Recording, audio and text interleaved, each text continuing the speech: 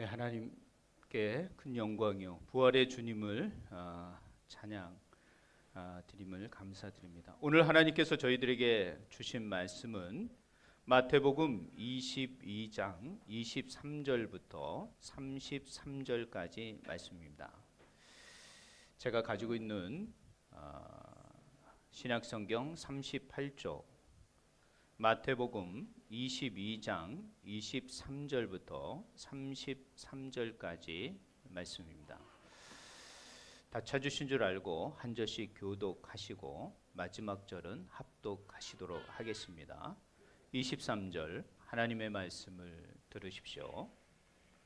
부활이 없다 하는 사두개인들이 그날 예수께 와서 물어 이르시되 선생님이여, 모세가 일렀으되 사람이 만일 자식이 없이 죽으면 그 동생이 아내에게 장가들어 형을 위하여 상속자를 세울지니라 하였나이다. 우리 중에 7형제가 있었는데 마지가 장가들었다가 죽어 상속자가 없으므로 그 아내를 그 동생에게 물려주고 그 둘째와 셋째로 일곱째까지 그렇게 하다가 최후에 그 여자도 죽었나이다. 그런즉 그들이 다 그를 취하였으니 부활 때에 일곱 중에 누구의 아내가 되리이까? 예수께서 대답하여 이르시되 너희가 성경도 하나님의 능력도 알지 못하는 거로 오해하였도다. 부활 때에는 장가도 아니가고 시집도 아니가고 하늘에 있는 천사들과 같으니라. 죽은 자의 부활을 논할진대 하나님이 너희에게 말씀하신 바 나는 아브라함의 하나님이요 이삭의 하나님이요 야곱의 하나님이로다 하신 것을 읽어 보지 못하였느냐? 하나님은 죽은 자의 하나님이 아니요 살아있는 자의 하나님이시니라 하시니. 무리가 듣고 그의 가르침에 놀라더라. 아멘. 마지막 절을 합독하라 그러는데 왜 합독을 안 하십니까? 자, 오늘은 주님께서 부활하신 부활주일로 저희 교회 절기상 지키고 있습니다. 사실은 부활주일이 되면 주님이 죽으신 다음에 부활하신 그 사건과 내용과 본문들을 통하여 설교를 하곤 하지요.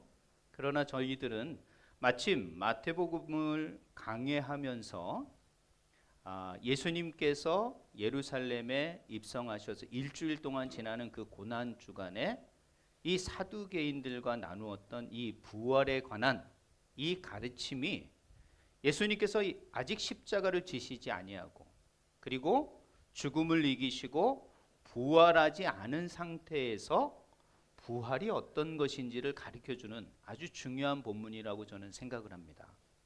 그렇기 때문에 이 시간 이 부활을 가르쳐 주시는 예수님의 몇 안 되는 이 본문을 통하여 과연 부활은 어떤 의미가 있으며 또 부활은 성경에서 어떻게 말하고 있는지를 좀 생각하는 시간이 되었으면 좋겠습니다.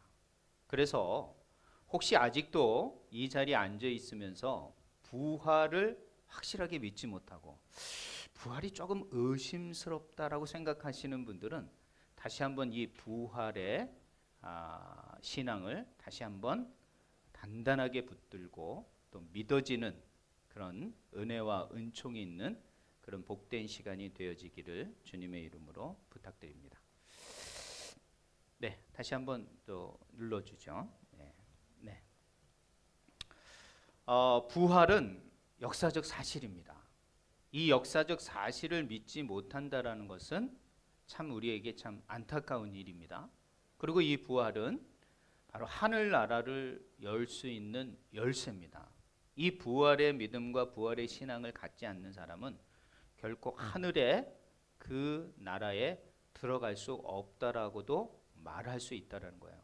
그렇기 때문에 이 부활의 신앙은 너무도 중요한 내용이에요. 그래서 예수님께서는 오늘 사두개인들처럼 부활을 믿지 않는 사람들을 향하여 부활이 어떤 것이며 또 부활은 확실히 있다.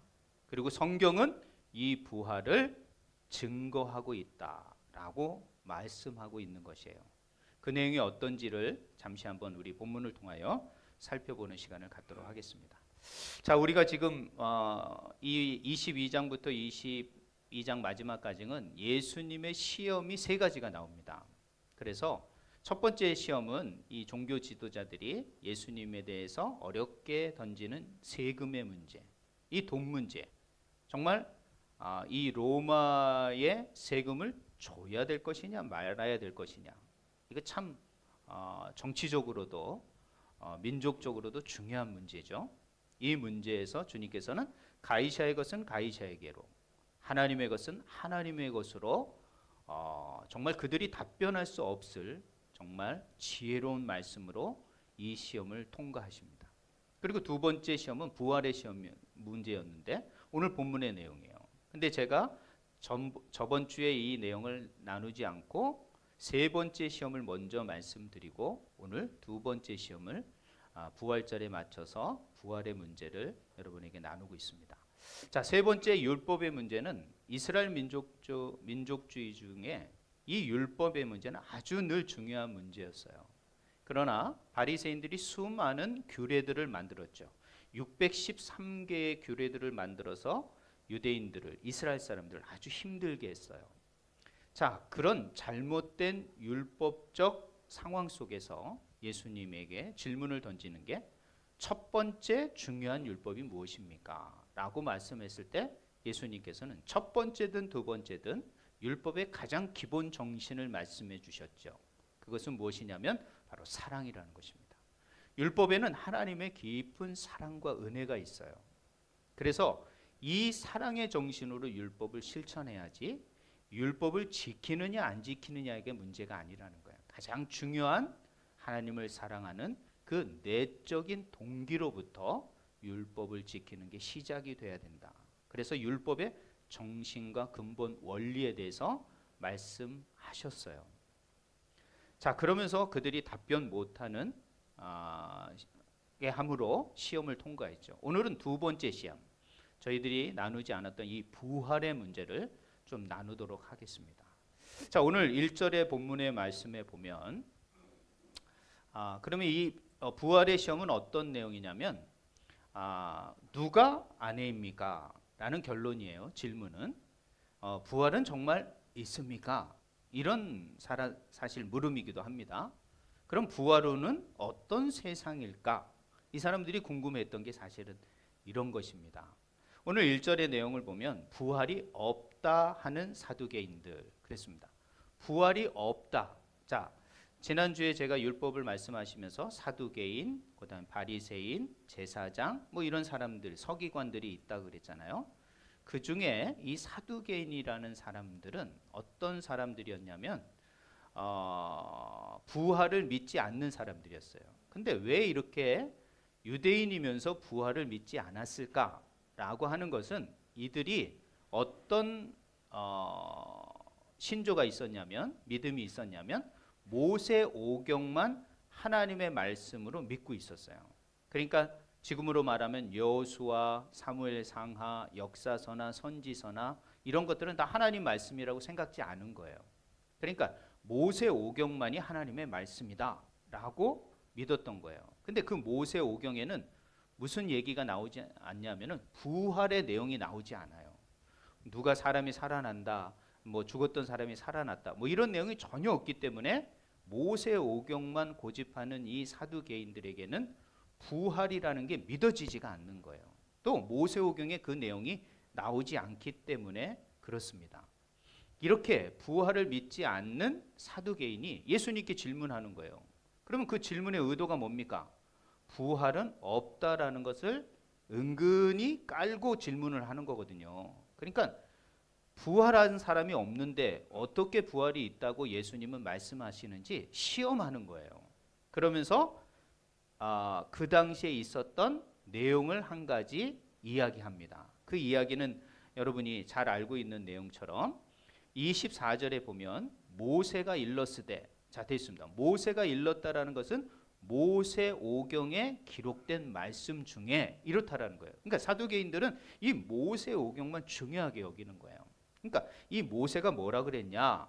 만일 자식이 없이 죽은 사람이 있다면 동생에게 그 아내를 줘서 그 동생에게, 남동생에게 씨를 받아서 아들을 낳아 그 집안을 연속하게 만들어야 된다. 그 집안이 멸망하지 않고 사라지지 않고 계속될 수 있도록 만들어야 된다. 이것이 모세가 가르쳐 주신 율법이었어요. 자, 그러면 그 첫째 아들이 둘째 아들도 죽었어. 그럼 어떻게 되냐면 그 다음에 아들에게 줘야 되는 거예요. 이것이 유대인들에게 있었던 독특한 법입니다. 즉 하나님께서 모세에게 이렇게 하라고 한 거예요. 근데 이렇게 하라 한 이유가 있습니다.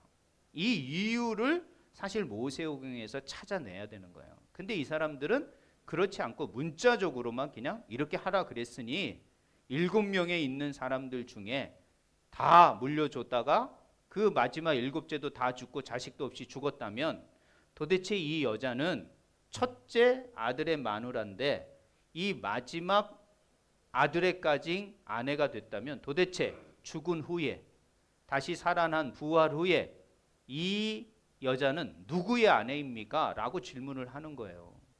그러니까 어떻게 되는 거야? 이해가 안 가는 거죠. 그러니까 부활을 하면 문제가 복잡해진다라는 거예요. 그렇기 때문에 뭐가 없다? 부활은 있지 않게 되는 겁니다. 이런 질문이에요. 의도는 부활이 없다라고 생각하는 사두개인들은 이런 복잡한 문제 때문에 부활은 있을 수 없다라고 말을 하는 거예요. 그러니까 논리는 맞지요. 이 사람들의 주장은 맞을 수 있습니다.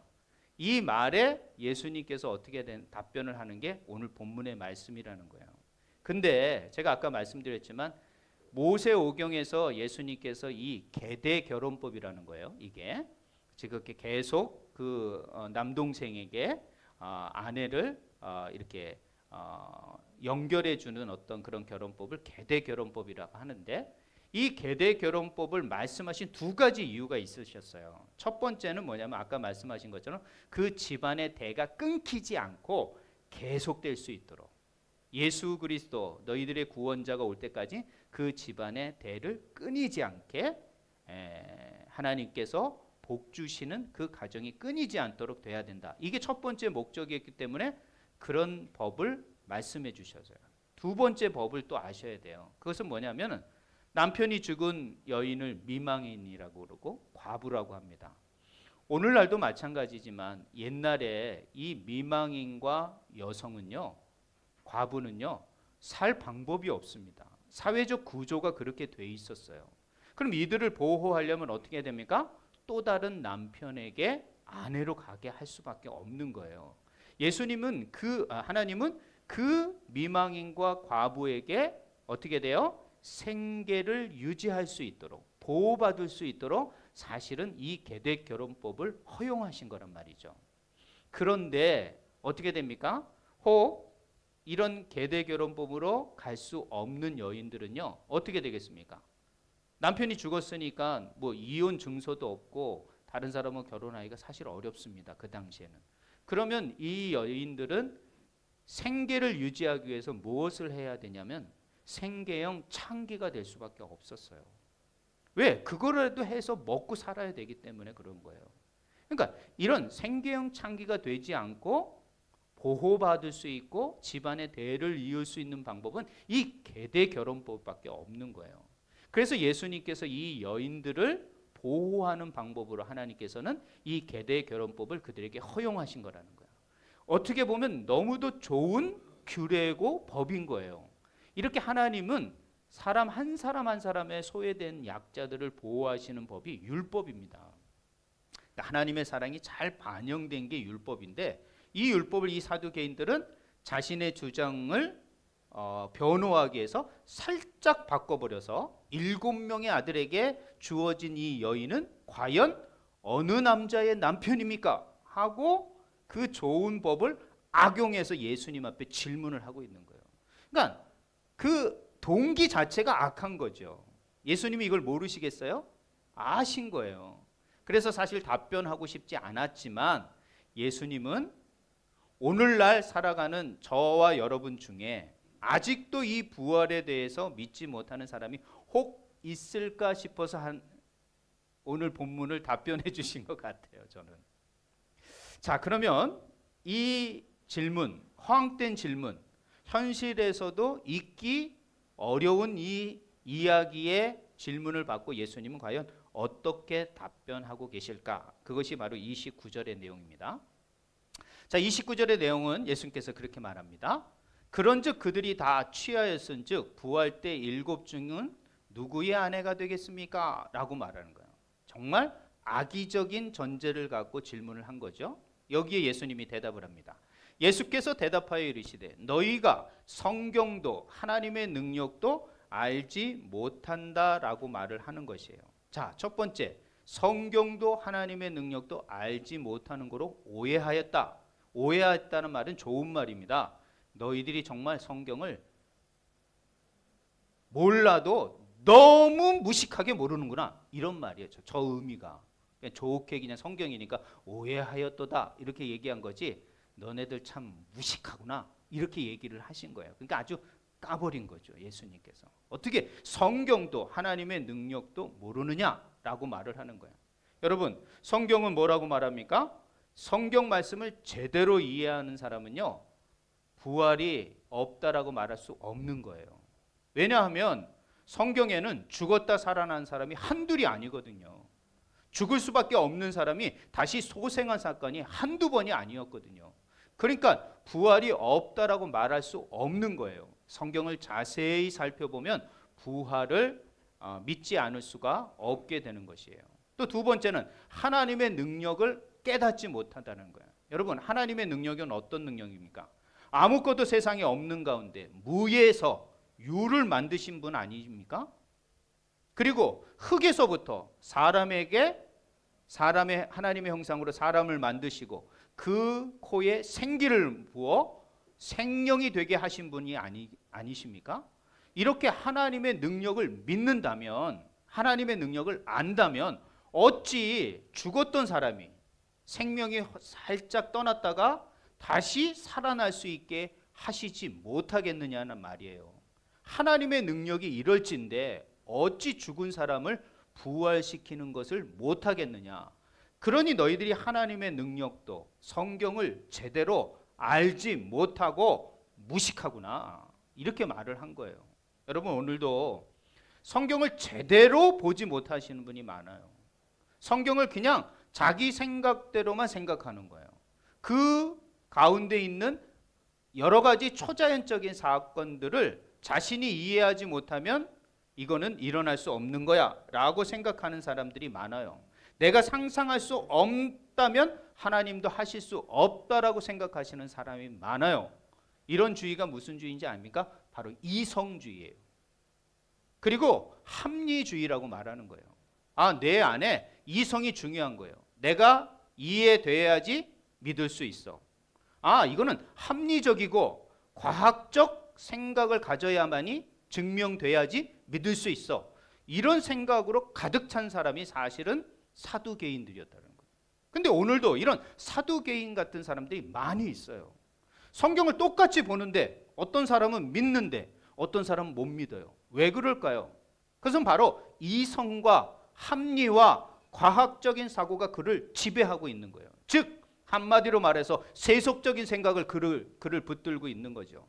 자기 중심적인 생각이 사로잡혀서 자기가 이해되지 않는 것은 일어날 수 없는 것, 자기가 상상할 수 있는 일만 믿는 것, 이런 게 다 이성주의, 합리주의, 이런 세속주의의 결과라는 걸 아셔야 돼요. 현대인들은 너무도 이런 생각에 많이 사로잡혀 있음을 저는 보게 됩니다. 그래서 부활을 믿느냐 주저하는 사람이 한둘이 아니에요. 예수님은 그들을 향하여 성경도 하나님의 능력도 너희들이 모르는구나, 이 지적을 받을 수밖에 없는 거예요. 여러분, 성경을 제대로 해석하셔야 합니다. 예수님께서 해석하신 그 말씀을 제대로 우리는 깨달아야 되는 거예요. 자, 두 번째는 어떤 내용일까요? 두 번째 그들에게 답변해 줍니다. 30절입니다. 부활 때에는 장가도 아니가고 시집도 아니가고 하늘에 있는 천사들과 같다라고 미래적인 어법으로 말씀을 하십니다. 즉 부활 부활이 없다라고 그들에게 말하면서 부활 때는, 즉 부활은 있는 거예요. 근데 부활을 어떻게 설명하냐면 장가와 시집으로 설명을 한 거예요. 자, 장가와 시집은 무엇입니까? 한마디로 말해서 결혼 제도를 말하는 거예요. 결혼해가지고 이 땅에서는 생육하고 번성하여 땅에 충만하라는 주님의 명령으로 우리는 결혼을 해서 자녀를 낳고 그 자녀가 또 다른 자녀를 낳아서 이 땅에 구원받는 사람들을 충만케 했어요. 자, 그러면 다 죽고 하늘나라 갔어요. 부활해서 다 하늘나라 가면 거기에서도 장가가고 시집갈까요? 사두개인들은 그렇게 생각했다라는 거예요. 이 세상에 이 결혼 제도가 죽어서도 계속 된다고 생각을 한 거예요. 근데 예수님의 말씀은 무엇입니까? 장가도 아니 가고 시집도 아니 간다는 것은 이 땅의 결혼 제도가 하늘에는 없다. 이제는 더 이상 생육하고 번성하고 이 어떤 자식을 낳는 일이 없어진다라고 말을 하는 것이에요. 생각해 보세요. 아니 수많은 사람들이, 인류의 수많은 사람들이 지금 구원받아서 하늘에 있는데 거기서 또 결혼하고 또 난다면 그 나라는 어떻게 되겠습니까?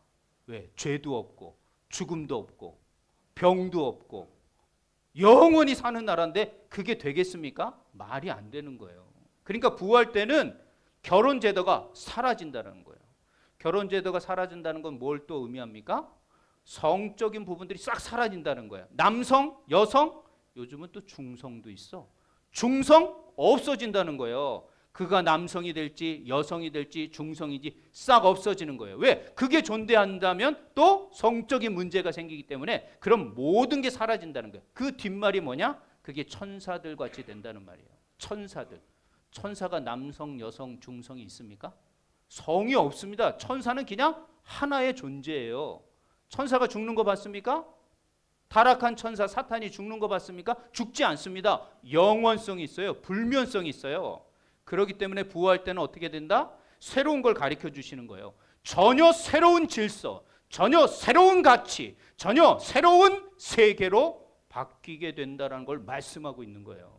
근데 이 세상 사람들은, 이성주의와 이 사두개인들은 어떤 생각을 가지고 있는 거예요?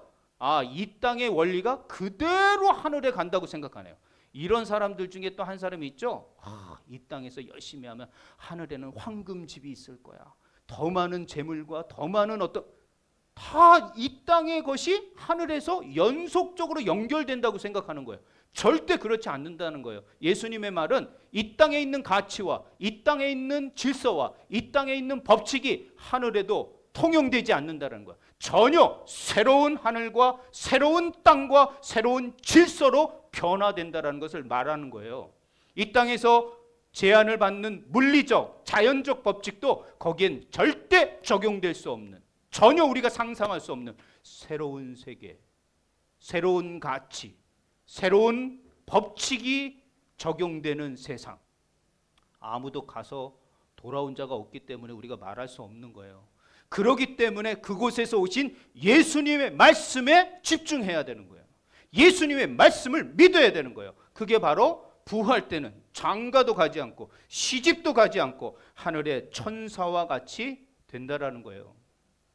그러므로 부활은 이 세상의 어떤 원리와 이 세상의 법칙이 그대로 적용되는 세상이 아니라 전혀 새로운 질서와 가치와 정체성, 그것이 적용되는 세상이라는 것을 생각하고, 부활 때는 예수님이 말씀하신 것처럼 이 땅의 모든 것들이 사라지고 새로운 하나님만을 바라보는 그 부활의 신앙과 믿음만이 존속하는 영화로운 나라라는 것을 말씀하시는 거예요. 그렇기 때문에 부활을 있다 없다고 말하는 게 아니라 부활은 있는데 그 부활의 세상에는 어떤 세상인 것을 한 수 더 가르쳐 주시는 거예요. 부활이 있다 없다고 논하는 그 질문, 사두개인들을 무시해버리는 질문이라는 것을, 답변이라는 걸 아셔야 되는 거예요. 자, 세 번째는 어떤 말씀을 하셨냐면 32절의 말씀인데요. 자, 아까 사두개인들이 뭐만 믿는다 그랬어요? 모세오경만 믿잖아요. 그러니까 모세오경의 말씀을 예수님은 가져오시는 거예요. 참 대단하셔요. 예수님의 그 말씀이 얼마나 성경을 모르고 잘못 해석하는 이 사두개인들을 지적하는 거예요. 그러면서 모세오경의 한 부분을 가져오는데 거기에는 어떤 내용이냐면 출애굽기의 내용이에요. 출애굽기 3장 6절의 말씀이에요. 저기 32절에. 그러면서 저 본문들이 많이 나오죠. 나는 아브라함의 하나님이요 이삭의 하나님이요 야곱의 하나님이로다 하신 것을 읽어보지 못하였느냐? 그러면 아브라함, 이삭, 야곱이 어디 나와요? 창세기에 나오거든요. 그리고 그 사람들과 언약한 내용이 나와요. 그래서 저건 언약의 내용이에요. 나는 아브라함과 언약했다. 나는 이삭과 언약을 했다. 야곱과 언약을 했다. 이렇게 말하는 거예요. 그것을 읽어보지 못하였느냐라고 말해요. 그럼 첫 번째 언약에 대해서 생각해 보겠습니다. 언약은 어떤 것입니까? 우리로 말하면 계약을 말하는 거예요. 계약은 어떤 게 이루어지죠? 쌍방이 계약을 하는 거예요. 근데 한 사람이 죽었어요. 그러면 이 계약이 성립이 됩니까? 안 됩니까? 되지 않지요. 되지 않은 거예요. 근데 하나님께서는 계속해서 내가 아브라함의 언약을 기억하고 이삭의 언약을 기억하고 야곱의 언약을 기억한다. 이 말은 뭐예요? 이 사람들이 살아 있어야만이 이 계약이 계속적으로 유효하고 성립이 된다는 말이에요. 근데 죽었던 사람한테 계속 내가 아브라함의 언약을 기억하고 있어. 언약을 이게 아니라는 거예요. 지금도 살아 있기 때문에 그 언약이 유효하다는 말이에요. 그럼 이 아브라함과 이삭과 야곱이 어디에 살아 있냐는 거예요. 부활했다라는 거예요. 이 말 자체가 부활해서 어디에 있다? 하늘나라에 있기 때문에 그들의 언약을 그들의 약속을 내가 기억하고 그 약속은 지금도 믿는 자들에게 유효하니라 라고 말하고 있는 거란 말이에요. 그 사람들이 죽었다면 그 언약은 소멸되는 겁니다. 끝나는 겁니다. 이 세상의 원리도 똑같지 않습니까? 누가 계약을 했어. 근데 한 사람이 죽었어. 그럼 그 계약이 성립이 됩니까? 아니죠. 끝나버리는 거예요. 되는 거예요. 살아 있어야만이 그 계약이 유효할 수밖에 없다라는 거예요. 이 말은 아브라함이 지금 살아 있느니라. 이삭이 살아 있느니라. 야곱이 살아 있느니라. 그래서 내가 이 언약을 기억하고 이 언약이 유효하다 지금도. 그래서 이 언약이 지켜지고 있는 것이다. 이렇게 얘기하는 거예요. 그런데 더 중요한 한 말씀을 더 하셔요. 그게 바로 저 뒤의 말이에요. 하나님은 죽은 자의 하나님이 아니요 살아있는 자의 하나님이리라. 자, 이 말은 앞에 아브라함과 약속하고 이삭과 약속하고 야곱과 약속한 것을 전제하고 지금 말씀하시는 거예요. 그럼 이렇게 말씀해야 돼요. 원래는 아브라함과 약속했었고 이삭과 약속했었고 과거형입니다. 지금 야곱과 약속했었다. 그래서 나는 살아 있었던 자의 하나님이야. 이렇게 말해야 되는 거예요. 원래 살아 있었던 자의 하나님이라고 말을 해야 되는 거예요. 근데 예수님께서 뭐라고 말해요? 살아 있는 자의 하나님이다. 그럼 도대체 아브라함이 이삭이 야곱이 뭐하다는 말이에요? 살아 있느니라. 아니 도대체 살아있는 하나님이라 그랬는데 하나님이 살아있다는 말이 아니라 살아있는 자와 언약한 하나님이다 이런 말이에요 지금. 그러면 지금 현재 아브라함과 이삭과 야곱이 살아있어야 되는 거예요. 그럼 어디에 살아있는 거예요? 살아있으려면 죽은 자가 뭐 해야 돼요? 부활해야 되는 거예요. 부활해서 지금 어디에 있다라는 거예요? 하늘나라에 있다라는 거예요. 예수님께서는 십자가에 죽으시면서 우편과 좌편에 강도 2명이 있었습니다. 우편 강도에게 말을 하십니다. 너가 나와 함께 낙원에 있으리라. 죽은 강도가 나와 함께 낙원에 있으리라. 이 말은 뭐를 의미하는 거예요? 부활하여 나와 함께 살아있게 될 것이다. 이것을 말씀하신 것처럼 아브라함과 이삭과 야곱은 지금 부활하여 하나님 나라에 있으면서 나는 그 살아있는 자들의 하나님이니라 라고 지금 말하고 있는 거란 말이에요. 그렇기 때문에 여러분 아브라함과 이삭과 야곱은 부활함으로 말미암아 지금 살아있느니라 지금 이 모세오경의 말씀을 가지고 사두개인들에게 강조하고 있는 거야. 그러니까 이 말을 딱 듣고 이들이 33절에 뭐라고 말합니까? 무리가 듣고 그의 가르침에 놀라더라. 답변을 못할 것 같은 예수님이지만 그들이 너무도 잘 알고 있고 믿고 있는 모세오경의 말씀을 하나 딱 가져와 아브라함과 이삭과 야곱은 부활했고 나는 그 살아있는 자들의 하나님이니라. 지금 말씀하고 있는 거예요. 그들이 그 말씀을 딱 듣는 순간 부활이 없는 게 아니라 부활은 있구나라고 말을 하는 거예요. 사도개인들과 오늘날 많은 사람들은 여기 지금 보이는 것에만 집중할 때가 많이 있습니다. 혹시 여러분도 보이는 것만이 다라고 믿고 있지는 않습니까? 성경은 말하고 있습니다. 보이지 않는 세상이 있음을, 그리고 우리가 죽은 다음엔 반드시 새로운 부활의 세상이 있음을 말하고 있다는 거예요. 그러면 여러분, 너무 세상에 보이는 것에 매몰되지 마셔야 됩니다. 사두개인들처럼 이런 잘못된 성경관과 세속주의에 물들어 있으면 우리의 형식은, 우리의 신앙은 형식적일 수밖에 없고 이성적일 수밖에 없고 과학 만능주의밖에 없는 거예요. 교회 밖의 모든 것들과 다르지 않는 생각으로 믿음 생활을 할 수밖에 없다라는 것이에요. 그럴 때 여러분 다시 한번 성경을 바라보셔야 됩니다. 그럴 때 다시 부활의 주님을 생각하셔야 되는 거예요.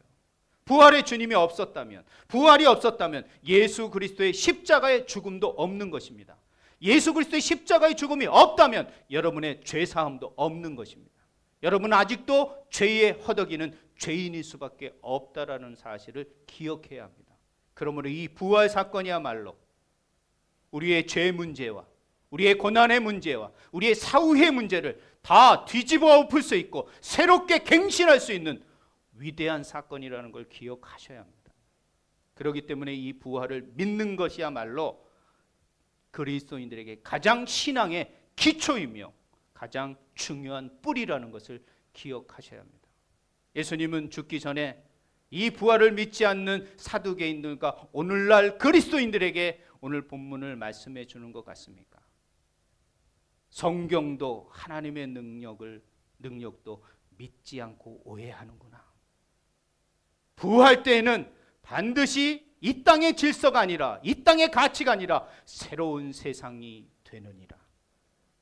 그리고 너희들이 믿고 있는 아브라함과 이삭과 야곱의 그 모든 믿음 안에서 죽은 자는 지금 부활하여 살아있느니라. 그리고 나는 그 살아있는 모든 자의 하나님이니라 라고 지금 말씀하고 있다는 거예요. 사랑하는 주 안의 성도 여러분, 부활의 신앙으로 다시 한번 세속적인 이성주의와 합리주의와 나 중심적인 내가 상상하고 이해해야만이 믿을 수 있는 것이 아니라 내가 보지 못하고 깨닫지 못하는 그런 부활의 신앙, 이 초월적이고 초자연적인 것을 받아들이는 그런 영적인 그리스도인으로 이 시대를 살아내셔야 합니다. 이 시대의 지식은 AI를 넘어 우리가 상상할 수 없는 지식이 증대되는 시대입니다. 이럴 때일수록 우리는 보지 못하고 우리가 알지 못하는 초월적인 세상을 바라보는 영적인 눈이 있어야 되는데 그 영적인 눈을 여는 것이 바로 부활의 신앙이라는 것을 기억하고 여러분 부활의 신앙으로 오늘을 멋지게 정말 넘어지지 않고 오뚜기같이 다시 일어나는 신앙으로 승리하는 우리 모든 주 안의 성도들이 되시길 주님의 이름으로 부탁드립니다. 기도하시겠습니다. 하나님 감사합니다. 오늘도 부활주의를 맞이하여 저희들이 하나님 앞에 예수께서 부활이 어떤 것인지를 가르쳐 주시는 귀한 말씀 앞에 우리의 생각과 우리의 마음을 조아립니다. 다시 한번 성경 말씀에 깊은 깨달음이 있게 하여 주시고 이 말씀을 붙들고 우리가 영원한 하나님의 나라를 소망하며 이 땅에서 다시 한번 죄와 고통과 유혹과 시험 속에서 이 부활의 신앙으로 다시 한번 승리하는 우리 모든 주의 성도들이 되게 하여 주시옵소서. 함께 하실 줄 믿사오며 예수님의 이름으로 기도했습니다. 아멘. 이 시간 우리 성찬으로 3월 달에 저희들이 성찬식을 안 했는데요. 부활절을 맞이하여 우리가